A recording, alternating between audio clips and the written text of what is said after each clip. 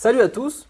Est-ce que vous aussi, vous avez une terrasse et les beaux jours arrivant, vous vous demandez comment la protéger du soleil pour en profiter un maximum? Si vous êtes dans ce cas-là, je me suis dit que ça serait intéressant que je partage avec vous 4 solutions pour enfin utiliser votre terrasse confortablement. Alors, pas de prix ici, ça sera l'occasion peut-être d'une autre vidéo. Juste quelques explications de ce qui pourrait vous faire votre bonheur. Alors la première solution que vous trouverez un peu partout, c'est le parasol. C'est la solution tout terrain pour se protéger du soleil. C'est l'option la plus simple et potentiellement la moins onéreuse du marché pour se protéger du soleil sur une terrasse. Alors on pose le parasol un petit peu où on veut, comme on le souhaite, on l'incline, on l'oriente, surtout en fonction de la course du soleil. C'est une solution qui présente les avantages de la simplicité, surtout par rapport à l'installation, tout en se déclinant en plusieurs modèles. Il y a la version vraiment très classique, ronde ou rectangulaire, qui fait un petit peu aussi, fait toujours recette, qui fonctionne toujours bien.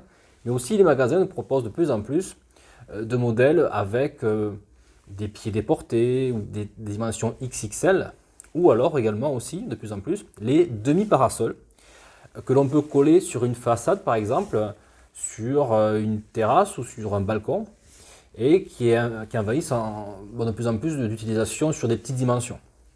Alors côté budget, on trouve des modèles un petit peu à tous les prix. On va dire qu'il faut compter quelques centaines d'euros pour les plus basiques et après ils peuvent être adoptés sur des versions beaucoup plus luxueuses. Alors, on va faire avantages-inconvénients sur chaque produit. Donc avantage sur le parasol, le prix, on va dire, et la mobilité, puisqu'on peut le déplacer assez facilement.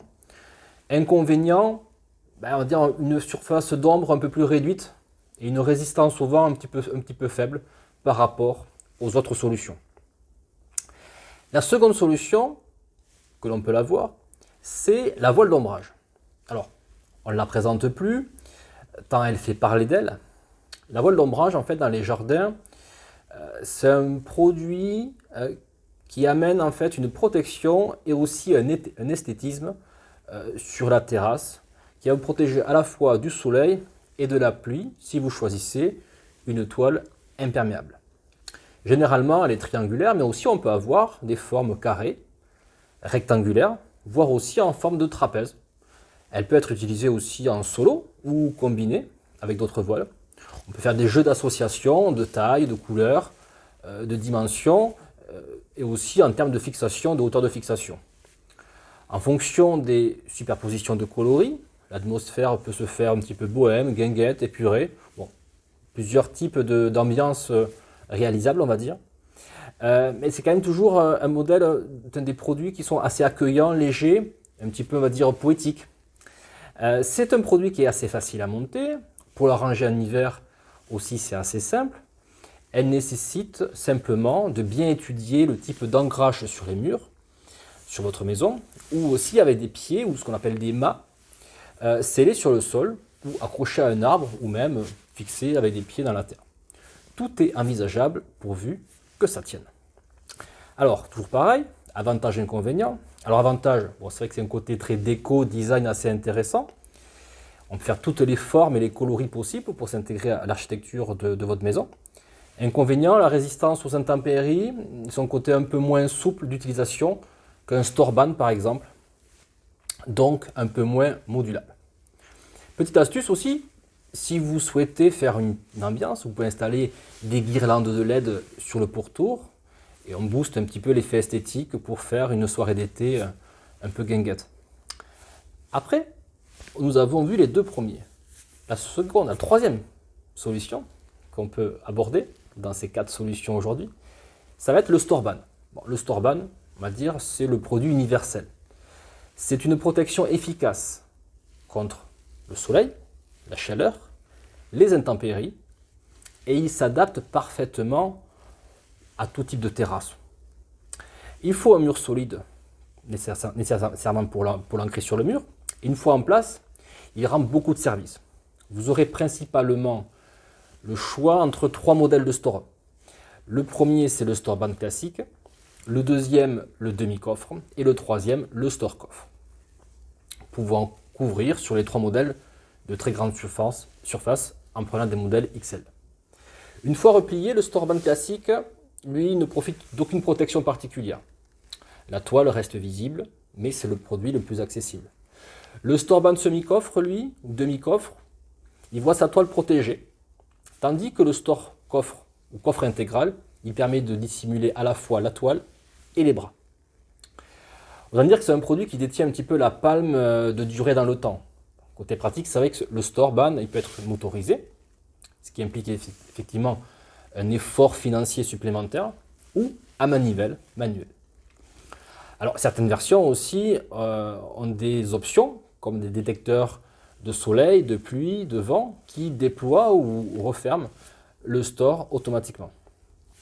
Attention toutefois, si vous habitez en copropriété, les caractéristiques du store, que ce soit le type de la toile, l'armature, les coloris de l'ensemble, souvent il faut qu'ils soient approuvés par une assemblée générale. Donc renseignez-vous avant de vous lancer, de vous engager dans ce type de travaux. Alors avantage et inconvénient, toujours pareil. Avantage, c'est un produit qui a le meilleur rapport qualité-prix-usage, on va dire. C'est une très grande modularité, on peut faire des très grandes dimensions. Et on peut avoir également de nombreuses options.